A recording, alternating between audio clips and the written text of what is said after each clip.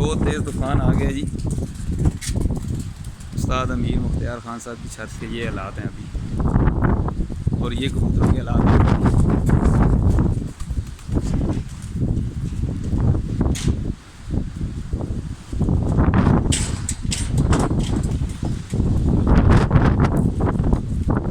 नहीं बैठेंगे नहीं उस्ताद जी इंशाल्लाह, बस हिम्मत कर रहे हैं। जी बिल्कुल।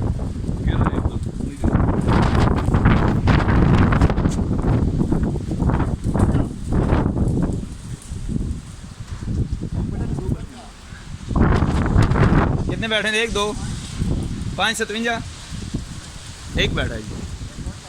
एक और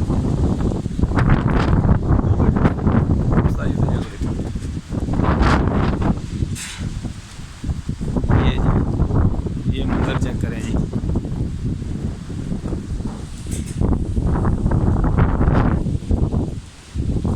ये कबूतर उड़ रहे हैं हमारे, बहुत तेज रेत वाला है सारा।